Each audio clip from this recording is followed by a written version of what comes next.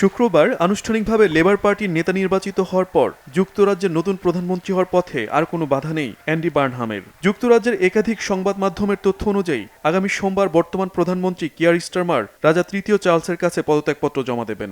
এরপর অ্যান্ডি বার্নহামকে সরকার গঠনের আমন্ত্রণ জানাবেন রাজা। বার্নহাম সেই আমন্ত্রণ গ্রহণ করে যুক্তরাজ্যের প্রধানমন্ত্রী হিসেবে দায়িত্ব নেবেন।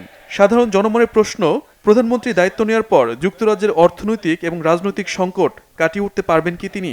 কেননা গত 10 বছরে দেশটিতে 6 জন প্রধানমন্ত্রী পদত্যাগ করতে বাধ্য হয়েছেন।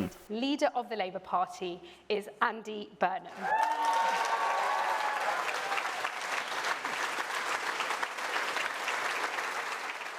I have a plan.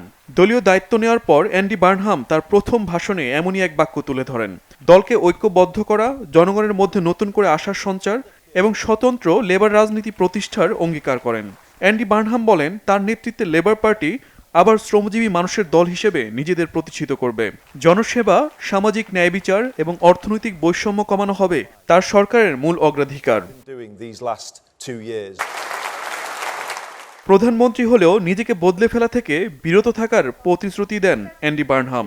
সাধারণ মানুষের বাস্তব অভিজ্ঞতার ভিত্তিতেই নীতি নির্ধারণ করার অঙ্গীকার করেন। তবে প্রায় আধ ঘন্টার বক্তৃতার পরও অ্যান্ডি বার্নহামের সরকার পরিচালনার সুনির্দিষ্ট পরিকল্পনা নিয়ে জনমনে নানা প্রশ্ন রয়ে গেছে।